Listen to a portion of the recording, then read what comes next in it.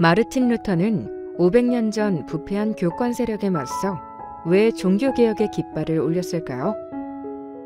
시작과 의미를 알려주는 영상을 살펴보도록 하겠습니다. 지금으로부터 약 500년 전, 예수님을 직접 부르지 못하고 성경을 제대로 읽지 못했던 시절, 여자와 아이는 예배를 드릴 수 없었고 돈이면 모두 천국에 들어갈 수 있었던데, 교황과 용감히 맞서 싸운 젊은 청년이 있었습니다. 바로 종교개혁의 중심에 있던 마틴 루터. 성경으로 돌아가자는 한마디를 외치며 마틴 루터는 죄를 사해준다는 면죄부를 비판하며 반박문을 붙였습니다.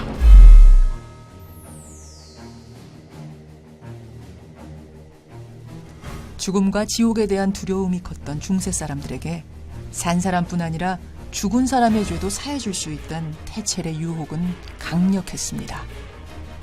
사람들은 테첼의 설교를 의심하거나 질문하는 대신 구원을 돈으로 사는 쉬운 길을 택했습니다.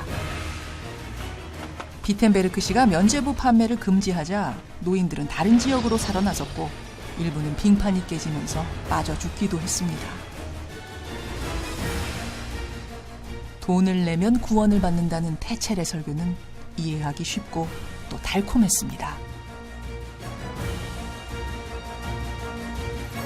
사람들의 두려움을 악용한 교황청의 공포 마케팅은 대성공을 거뒀습니다. 구원론을 왜곡해서 갈취한 돈으로 교황과 사제들은 더 부유해졌고 성도들은 참된 구원의 길에서 멀어지게 됐습니다. You see, people paid money for their sins to the church, and they thought the church can take away your sins if you pay enough money to the church. And that has nothing to do with the Bible. There's nothing about paying money to the church for your sins in the Bible. And so Luther, in the end, changed everything. 돈이 연복에 짤랑하고 떨어지는 순간 영혼이 연옥으로부터 풀려난다고 말하는 이들은 단지 인간적인 교리를 가르치는 것이다. 진정으로 회개하는 그리스도인은 면죄부 없이도 죄와 벌로부터 완전한 사함을 받을 수 있다. 좀 더 자세한 내용을 알고 싶으시면 강의를 들으신 후 유튜브에서 검색하여 살펴보시기 바랍니다.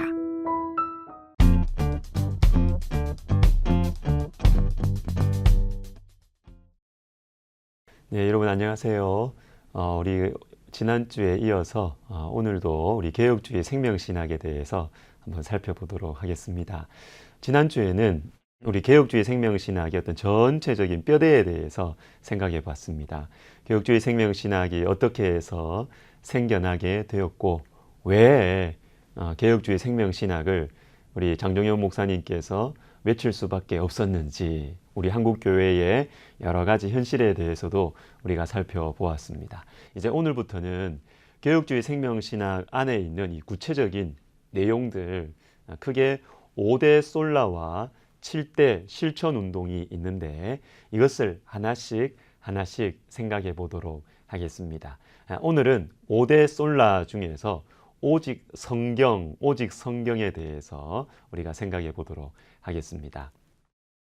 이번 강의의 목표는 이 5대 솔라, 이 5가지의 이 오직 이 5가지 원칙이 중요하다 하는 이 5대 솔라의 중요성에 대해서 우리가 좀 생각해 보려고 하고, 그리고 이 5대 솔라가 구체적으로 그 안에 어떤 내용이 들어있는가, 그리고 그 중에서 첫 번째, 오늘 우리가 생각해 볼 오직 성경에 대한 이 성경적 근거를 우리가 생각해 볼 수 있으면 좋겠습니다. 먼저 우리 1차씩 이번 시간에는 예수님이 성경을 얼마나 중요하게 생각하셨는가, 그리고 두 번째는 또 디모데가 어떻게 성경이 디모데의 삶 속에 얼마나 중요했는가, 그리고 에스겔과 요수아라는 아주 중요한 성경의 인물 속에서 성경은 어떠한 역할을 하고 있는가, 이것을 우리가 한번 찬찬히 생각해 보도록 하겠습니다.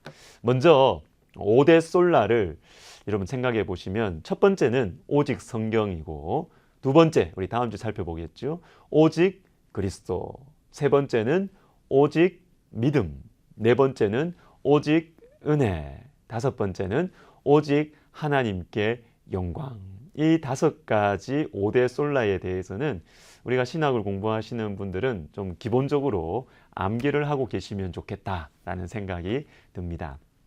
자, 그러면 첫 번째, 오직 성경이 무엇이냐? 오직 성경이라는 말은 우리가 신구약 66권이잖아요.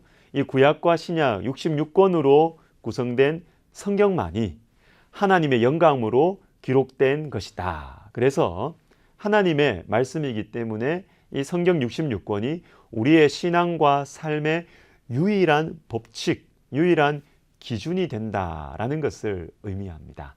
그리고 두 번째는 성경만이 하나님 말씀으로서의 최종적인 권위를 가진다라는 것이에요. 이 최종적인 권위라는 것은 무엇이냐면 뭐 성경을 이야기하는 이거 내가 하나님의 말씀이다. 사람이 이야기할 수도 있겠죠.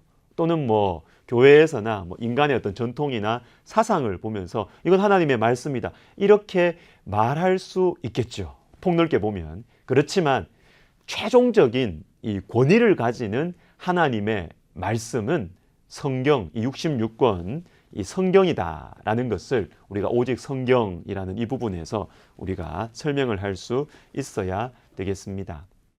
자, 이 5대 솔라가 참 중요한데요. 5대 솔라는 여러분 종교 개혁자들이 많이 있습니다. 루터, 칼빈, 쯔빙글리, 멜랑이톤, 또 그 이전에 얀 후스 많이 있습니다. 그러나 많은 종교개혁자들이 있는데 종교개혁자들이 시간이 지나면서 종교개혁자들 안에서 조금 이렇게 분열이 일어납니다. 분열. 그것이 인간적인 이유이든 정치적인 이유 이런 것들로 인해서 분열이 일어나기도 하는데 이 종교개혁자들 사이에서 어떤 이 분열의 어떤 명분을 제공하는 이 교리적인 차이들이 조금씩 나타나게 되는데 그러나 이 종교개혁자들이 분열하기 전에 대부분의 종교개혁자들이 공통적으로 주장하고 있는 것. 공통분모죠. 공통분모. 나중에 나누더라도 공통분모가 있는데 이것이 5대 솔라입니다. 그러니까 우리가 이 종교개혁자들의 이 후예로서 우리가 이 5대 솔라를 아는 것은 참 중요합니다. 그래서 또 이 5대 솔라를 이야기할 때 우리에게 참 유익을 주는 것은 무엇이냐면 5대 솔라를 이야기하면 종교개혁자들의 후예들인 모든 교단과 교파는 하나가 될 수가 있어요. 하나가 될 수 있어요. 그러나 그 이후에 어떤 다른 일교단에 포함되는 어떤 일교단이 하나의 교단이 이야기하는 어떤 교리들을 지나치게 강조를 하면 이 교회가 하나가 될 수가 없습니다. 연합을 할 수가 없어요. 그러나 이 5대 솔라를 우리가 붙들고 나머지에 대해서는 우리가 서로 이해하고 포용하고 이렇게 하면 교회가 연합할 수가 있습니다. 그래서 이 5대 솔라는 이 개혁자들이 나눠지기 전에 우리가 가지고 있는 개혁자들의 공통적인 특징이다. 이렇게 보시면 되겠습니다. 이 5대 솔라 아까 우리가 봤잖아요. 이것을 한번 좀 논리적으로 설명을 하면 이렇습니다. 오직 성경과 오직 은혜에 근거하여서 우리는 오직 그리스도만을 오직 믿음으로 우리는 구원을 받습니다. 이것이 하나님께 영광이 되는 것이죠. 이것을 또 반대로 이야기하면 이렇게 됩니다. 우리가 받는 구원은 또 구원받은 사람으로서의 삶은 오직 그리스도만을 오직 믿음으로 우리가 구원을 얻고 그리고 그 믿음은 오직 은혜와 오직 성경에 근거한 것이다. 이렇게 우리가 논리적으로 5대 솔라를 설명할 수 있겠습니다. 자, 이제 첫 번째 오직 성경에 대해서 우리가 좀 생각을 해보도록 하죠. 여러분, 오직 성경. 자, 이 말을 우리가 좀 다르게 좀 풀어보면 성경은 하나님의 말씀입니다. 라는 것이죠. 그럼 성경이 하나님의 말씀이지 뭐냐? 여러분, 하나님을 믿지 않고 그리고 교회 안에서 하나님을 믿는 사람들도 성경이, 66권 성경이 하나님 말씀이다라는 사실에 대해서 믿지 않고 의심하는 사람들이 있습니다. 이거 사람이 쓴 책 아니냐? 일반 다른 철학서나 다른 소설책과 다를 게 뭐가 있느냐? 이렇게 생각할 수 있어요. 여러분 그렇지 않습니다. 오직 성경이라는 이 중요한 원리가 이야기하는 것은 성경은 하나님의 말씀이다. 인간의 말이 아니라 하나님의 말씀이다라는 것이에요. 그래서 이 성경 말씀을 통해서 우리는 개혁을 하고 교회를 개혁하든 자기를 개혁하든 이 성경을 기준을 가지고 개혁을 하는 것이죠. 자기 생각, 자기의 어떤 개혁 의지에 따라서 개혁하는 것이 아니라 성경에 맞으면 개혁하고 놔두고 계승하고 성경에 맞지 않으면 이거 내 잘못됐네 개혁을 하는 것이죠. 그리고 우리의 신앙생활 그리고 우리가 살아가는 것도 마찬가지입니다. 이거는 내가 생각할 때 옳은데 옳을 수도 있고 틀릴 수도 있는 것이죠. 그러나 성경에 맞추어 보았을 때 나의 신앙생활, 나의 삶이 맞는 것 같아. 그러면 순종하면서 한 걸음 한 걸음 걸어가는 것입니다. 그래서 오직 성경이라는 것은 이 우리의 삶과 우리의 신앙생활과 그리고 우리가 우리 자신과 교회와 사회와 이런 것들을 개혁하는 데 있어서 기준이 하나님의 말씀인 성경이다라는 것이죠. 성경이 답이다 이렇게 볼 수도 있겠죠. 개혁주의 생명신학을 주창하신 우리 설립자 목사님께서 가지고 계신 가장 중요한 확신이 무엇이냐? 제가 볼 때는 바로 이것입니다. 성경에 대한 확신입니다. 성경에 대한 확신. 성경은 하나님의 말씀이다.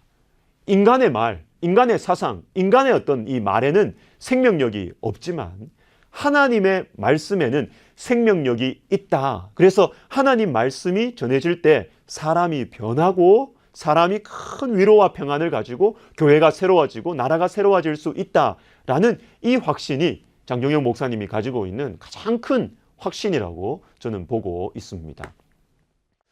여러분 마태복음 4장에 보시면 예수님께서 광야에서 시험을 받으세요. 공생애를 이렇게 시작하시기 전에 사단에게 이 세 가지 시험을 받으시죠. 여러분 알다시피 이 말씀을 제가 한번 읽어보도록 하겠습니다. 예수께서 대답하여 이르시되 기록되었으되 사람이 떡으로만 살 것이 아니요 하나님의 입으로부터 나오는 모든 말씀으로 살 것이라 하였느니라 하시니 7절 예수께서 이르시되 또 기록되었으되 주 너의 하나님을 시험하지 말라 하였느니라 하시니 10절 이에 예수께서 말씀하시되 사탄아 물러가라 기록되었으되 주 너의 하나님께 경배하고 다만 그를 섬기라 하였느니라.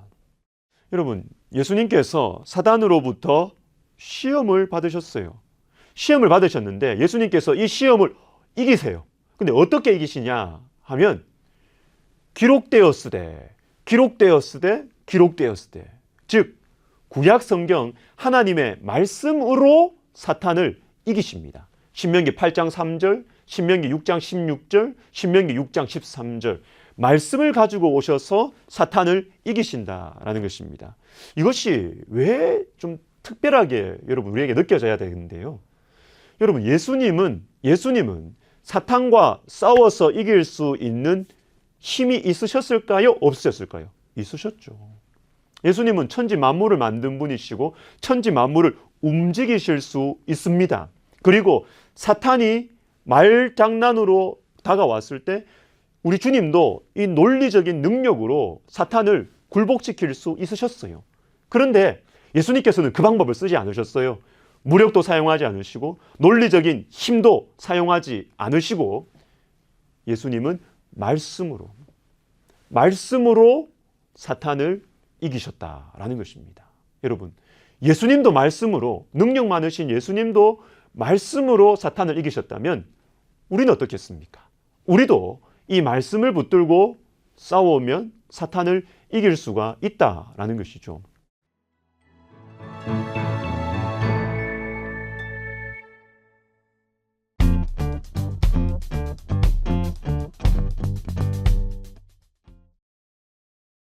신약 성경 이 바울 서신 중에 마지막 성경책 마지막 바울 서신인 디모데후서 보시면 디모데후서 3장을 한번 보실 필요가 있는데요. 디모데후서 3장 16절 17절 우리가 유명한 말씀입니다. 모든 성경은 하나님의 감동으로 된 것으로 교훈과 책망과 바르게 함과 의로 교육하기에 유익하니 이는 하나님의 사람으로 온전하게 하며 모든 선한 일을 행할 능력을 갖추게 하려 함이라. 그런데 여러분 이 디모데후서 3장 16절 17절 유명한 말씀이지만 이 말씀만 떼어서 보지 마시고 3장 전체가 어떻게 시작되어서 흘러왔는지 이걸 보시면 성경이 얼마나 중요한지를 우리가 좀 새롭게 볼 수가 있어요. 이 수업을 듣는 분들은 대부분이 신학생들이시겠죠. 신학생들이실 겁니다. 그런데 여러분, 우리 신학생들이나 또 우리가 신학생들이 또 우리 사역자들이 교회에서 설교를 하거나 말씀을 가르칠 때 유명한 말씀을 가르칠 때가 많아요. 그런데 이 유명하고 잘 알려진 말씀을 전할 때 요 말씀을 떼어서 전할 수도 있지만 문맥, 이 말씀의 흐름 안에서 이 중요한 말씀이 어떤 의미를 가지는가, 이것을 생각해 보는 것 굉장히 좋습니다. 그래야 성경 해석이 안전하고 성경이 훨씬 더 풍성하게 다가와요. 예를 들면 여러분 고린도전서 13장 사랑장 같은 경우에는 사랑은 오래 참고 사랑은 온유하며 너무 유명한 말씀이기 때문에 마치 고린도전서 13장 밖에 없는 것처럼 우리는 생각을 해요. 그렇지 않고 고린도전서 13장 사랑장은 1장부터 쭉 흘러온 고린도전서의 흐름 속에 특별히 12장, 13장, 14장은 큰 한 단락으로 봐야 됩니다. 이 흐름 속에서 사랑장을 보면 이 사랑장이 새롭게 더 풍성하게 다가오게 되는 것이죠. 자, 우리가 다시 디모데후서 3장 16절 17절 유명한 말씀으로 들어가 보면 디모데후서 3장은 이렇게 진행이 됩니다. 1절부터 5절이 첫 번째 부분인데 우리가 살아가는 시대가 어떤 시대냐? 참 우리가 살아가는 시대는 참 패역하고 하나님을 멸시하고 참 자기밖에 모르는 그런 시대라는 것을 이미 2000년 전에 우리 주님께서 우리 다 보여주셨어요. 성경을 보면 우리의 시대가 보입니다. 우리의 모습이 다 들어있어요. 쭉 보여줍니다. 그런데 이렇게 가다가 이러한 세상의 모습이 교회 안에도 들어와 있다라는 말씀이 나옵니다. 5절에 보면 경건의 모양은 있지만 경건의 능력은 부인하는 자라라는 말씀이 나와요.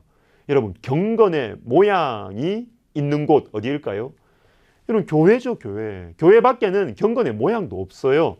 그러나 교회 안에는 경건의 모양은 교회 안에 있습니다. 근데 문제는 그 모습만 경건하고 속은 아니라는 거죠. 속은 아니라는 것이에요. 자, 이런 모습이 1절부터 5절까지 나오고 나서 이어지는 6절부터 9절은 교회 안에 있는 이 세상의 모습을 이어서 설명을 해줍니다. 그죠? 쭉 설명을 해주고 나서 그 다음에 10절부터 13절은 뭐냐면 그러면 이 교회 안에 있는 이 세상의 모습, 처음에는 전체 세상의 모습, 그리고 교회 안에도 이 세상이 들어와 있다. 그 다음에 이어지는 10절부터 13절은 이 세속의 모습과 반대되는 삶의 모습을 대조적으로 보여주는 것입니다. 바로 사도 바울의 삶, 사도 바울의 삶의 모습을 이어서 대조적으로 싹 보여주는 것입니다. 그리고 나서 14절에 가면 그러나 이렇게 나옵니다. 그러나 하면서 너는 배우고 확신한 일에 거하라 이렇게 됩니다. 여러분 이해가 되시죠? 말씀이 자연스럽습니다. 세상의 모습이 쭉 나오고 교회를 다니는 너희들도 긴장하고 조심해야 된다. 쭉 나오고 나서 너희가 본받아야 될 한 사람을 보여주고 나서 이러한 지금 형편인데 교회가 이러한 형편이고 세상이 이러한 형편인데 바로 이러한 상황 속에서 그러나 접속사 그러나가 나오면서 그러나 디모데 너는 배우고 확신한 일에 거하라고 하시면서 이어서 나오는 말씀이 3장 16절 17절 말씀이에요. 모든 성경은 이렇게 나오는 것이죠. 그래서 하나님께서 디모데에게 이렇게 말씀하시는 것입니다.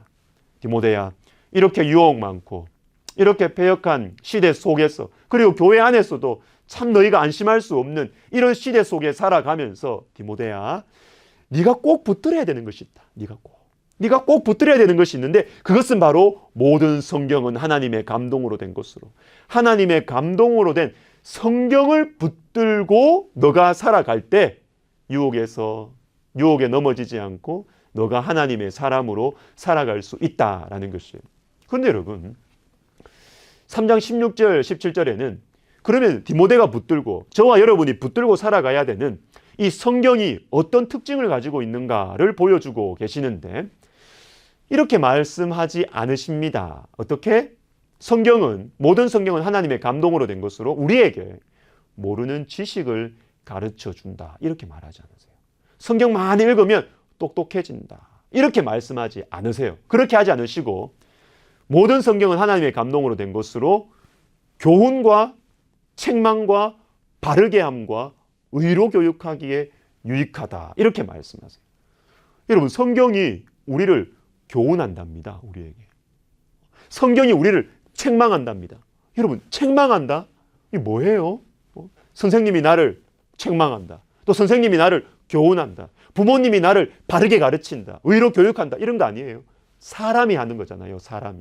사람이 우리를 교훈하고, 사람이 우리를 책망하고, 사람이 우리를 바르게 하고 의로 교육합니다. 그런데 이 말씀은 성경이 우리를 교훈하고 책망하고 바르게 하고 의로 교육한다는 것입니다. 마치 성경이 살아있는 것 같아요.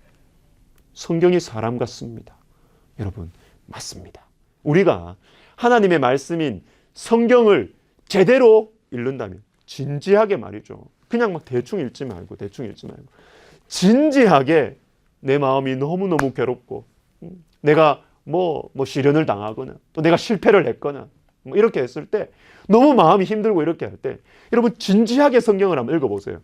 진지하게 성경을 읽으면 마치 성경이 이게 책인데 그냥 글자가 아닌데 말이죠. 글자인 것처럼 보이는데, 성경이 마치 살아서 나를 교훈하고 나를 책망하고 나를 가르치고 나를 의로 교육하는 것. 성경이 일을 해요. 성경이 일을 하는 것 같아요. 맞습니다. 성경을 진지하게 읽으면 우리 영혼 속에 뭔가 변화가 일어납니다. 일이 일어난다라는 것이죠. 말씀이 살아서 움직인다는 것입니다. 그래서 우리가 말씀을 믿음으로, 이거 하나님 말씀이다, 이렇게 믿음으로 말씀을 읽고 들으면 말씀이 우리 속에 들어와서 우리 영혼을 터치합니다. 우리 영혼을 터치해요. 우리의 마음을 찌릅니다. 우리의 인격을 새롭게 변화시키고 우리의 마음을 위로해요. 우리의 마음을 위로해요. 어떤 사람의 말도 위로가 되지 않았던 우리에게 성경을 읽을 때 이상하게 성경 말씀이 우리를 따뜻하게 감싸 안는 것을 느끼게 될 것입니다. 여러분, 하나님의 말씀은 가만히 있지 않고 일을 합니다. 그래서 여러분, 인생을 살아가시면서 어려움이 있거나 참 힘든 일이 있을 때 성경을 진지하게 한번 읽어보시기를 제가 참 주님의 이름으로 부탁을 드립니다. 제임스 패커라는 영국의 아주 경건하고 유명한 세계적인 신학자가 있습니다. 이분이 이런 말을 합니다. 내가 만일 마귀라면, 이건 하나의 가정일 뿐이지요. 내가 만일 마귀라면 뭘 하겠느냐? 사람들이 성경을 탐독하지 못하게 만드는 것을 첫째 목표 가운데 하나로 삼을 것이다. 성경이 하나님의 말씀이라는 것, 그리고 성경이 하나님을 알고 사랑하고 섬기도록 사람을 가르친다는 사실을 알기 때문에 가능한 모든 수단을 동원해서 성경을 영적 함정들과 가시 울타리들과 덫으로 둘러치고 사람들을 협박해서 성경에서부터 쫓아낼 것이다. 이렇게 말했어요. 여러분, 맞아요. 성경이 그냥 하나의 책처럼 보이지만 여러분, 사탄은 알고 있어요. 마귀는 알고 있습니다. 성경이 하나님의 말씀이라는 것을 이 시대 사람들로 믿지 못하게 만든다면 이 시대 전체를 무너뜨릴 수 있어요. 자기 멋대로 살게 할 수 있습니다. 그래서 이 사회가 겉으로는 막 흥청망청 자유롭게 사는 것 같지만 완전히 인생을 망칠 수 있는 길을 사탄은 알고 있습니다. 그게 뭐냐면 성경이 하나님의 말씀이라는 사실을 사람들이 무시하도록 만드는 거예요. 그래서 성경을 진지하게 안 읽도록 그냥 무시하고 멸시하도록 그렇게 만들어버리면 인생이 망해요. 사회가 망해요. 가정이 망해요. 이것을 사탄이 알고 있기 때문에 사탄은 집요하게, 오늘날도 마찬가지예요. 집요하게 사람들로 하여금 성경이 재미없는 책이다. 성경은 어렵다. 성경은 사람의 책이다. 별것 아니다. 이렇게 만들려고 사탄이 많은 작전을 쓰고 있다는 사실을 여러분 꼭 기억하세요. 여러분, 성경은 하나님의 말씀입니다. 하나님의 말씀을 진지하게 읽으시면 우리의 삶에 변화가 일어날 것입니다. 그래서 여러분, 성경이 무너지면 다 무너지는 거예요. 인생도 무너지고 가정도 무너지고 사회도 다 무너지는 거예요.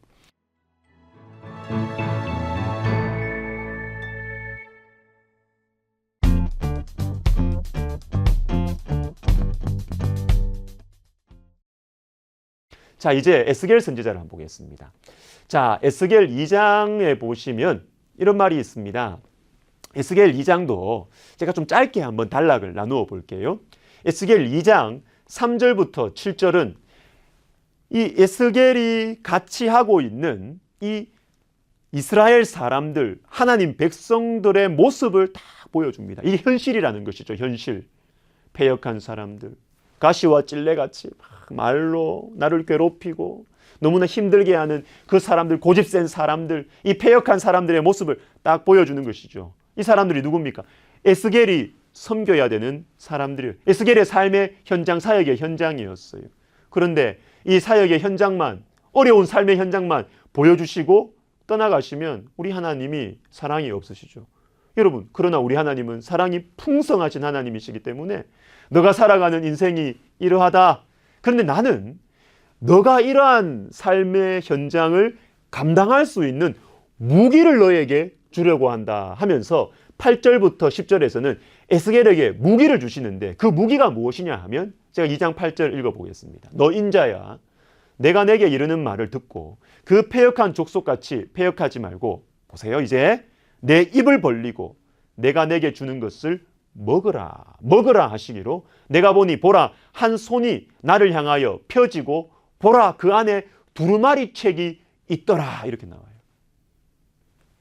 에스겔, 너가 섬겨야 되는 사람들은 보통 사람들이 아니야. 너를 많이 힘들게 할 거야. 너의 마음을 너무 아프게 할 거야.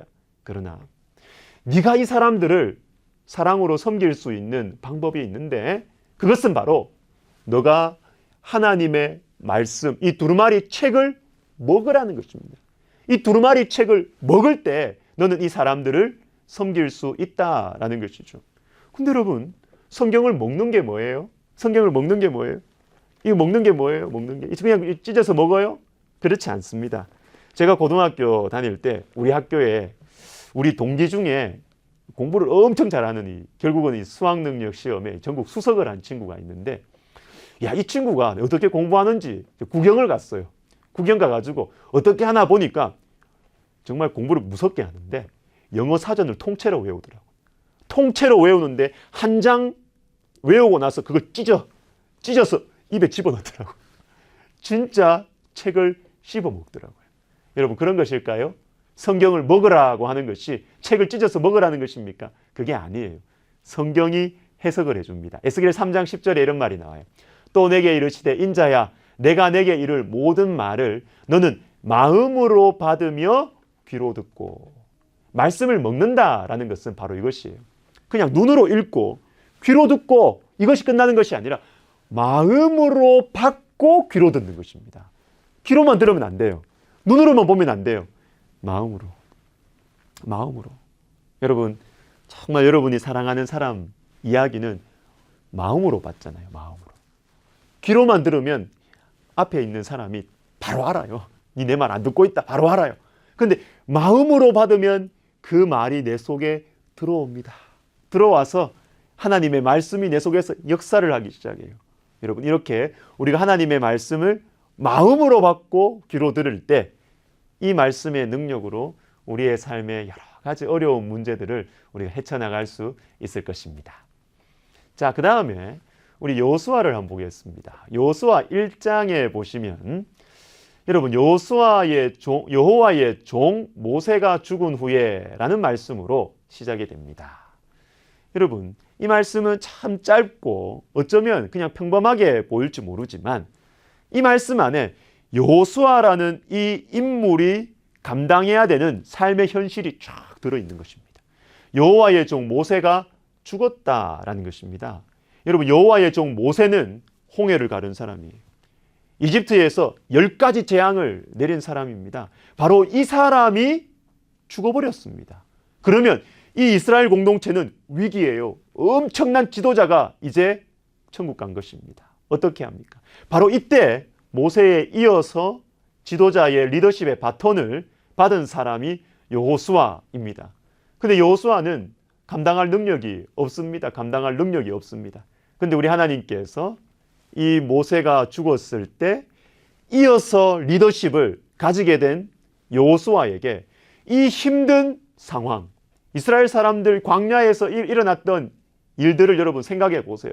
불평하고 원망하고 시기하고 불순종하고 이 사람들을 여호수아가 어떻게 감당하느냐?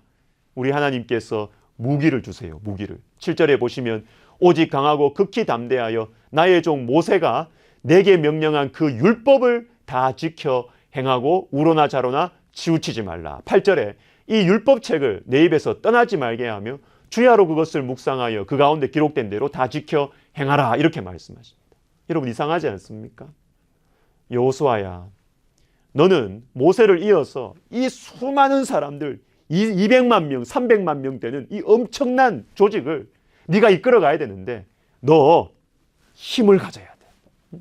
너 무기를 많이 가져야 돼. 군사들을 많이 네 옆에 근위대를 조직해야 돼. 이렇게 말씀하지 않으시고 여호수아야, 너가 이 무거운 짐을 지고 갈 수 있는 방법이 있는데 그것은 바로 하나님의 말씀을 네가 묵상하고 하나님의 말씀을 옆에 두고 그것을 붙들고 묵상하고 순종하면서 좌우로 치우치지 않고 그 길을 갈 때 너는 이 엄청난 사명을 감당할 수 있다라고 말씀하시는 것입니다.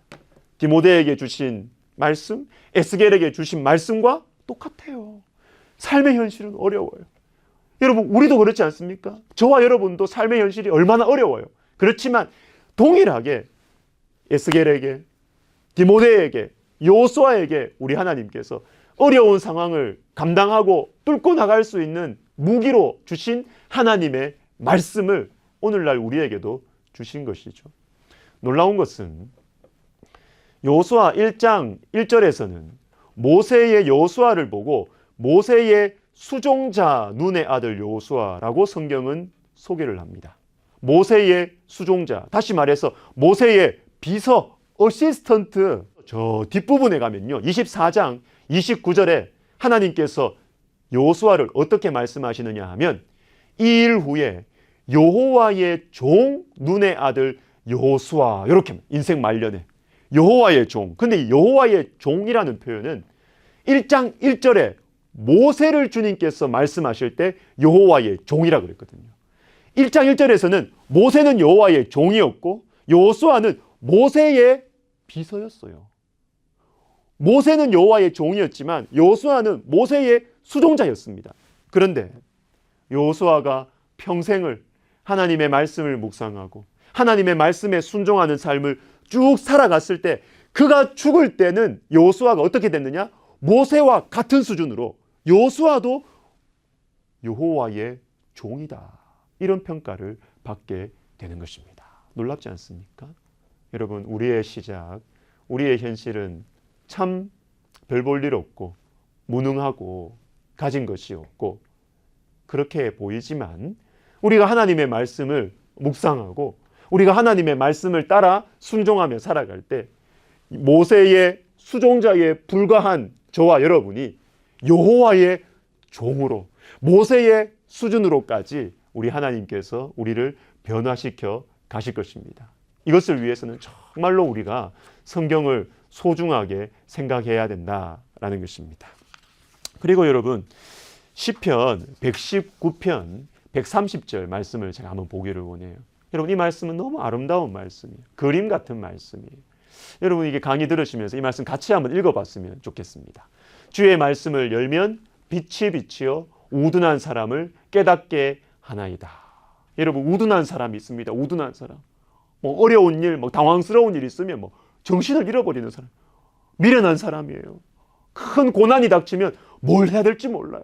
큰 아픔이 닥치면 그냥 혼자 잠수 타버리는 우둔한 사람이 있습니다. 저와 여러분이죠. 그런데 이 우둔한 사람이 너무 마음이 힘들고 괴로워서 이렇게 봐요. 주님의 말씀을 연답니다. 우둔한 사람이 주님의 말씀을 이렇게 엽니다. 하나님 내 인생 어떻게 해야 됩니까? 나는 이제 어떻게 살아가야 돼요? 우둔한 사람이 주님의 말씀을 이렇게 열 때 어떤 일이 일어나느냐 하면 빛이 비치어 우둔한 사람을 깨닫게 한다라는 것입니다. 인생의 실패 앞에서 어찌할 바 몰라서 한숨만 쉬고 있는 저와 여러분이 말씀을 이렇게 열면 우둔한 사람, 저와 여러분 마음속에 어두움이 가득 차 있는 저와 여러분 속에 빛이 이렇게 비쳐서 우리에게 지혜를 주고 우리가 어떻게 살아가야 될지 용기를 주고 담대함을 주고 우리에게 깨달음을 준다라는 것입니다. 사랑하는 여러분, 말씀을 여세요. 여러분, 이 강의를 듣고 있는 분들이 대부분 신학생일 텐데 신학생이라고 성경을 다 읽습니까? 아닌 거 제가 알아요. 신학생이라고 성경 많이 읽을까요? 아닌 줄 제가 알아요. 여러분, 신학생들 여러분, 말씀을 여세요. 성경을 여세요. 성경을 닫아두지 말고 성경을 그냥 보면서 분석하고 연구만 하지 말고 성경을 직접 읽으세요. 다른 책을 통해서 성경을 보지 말고 성경을 직접 읽으세요. 말씀을 열어서 믿음으로 성경을 읽고 내 마음속에 두고 묵상하고 암송하고 또 때로는 쓰고 성경을 따라 순종하면 그러면 지혜가 생기고 우리의 삶이 변화된다라는 것입니다.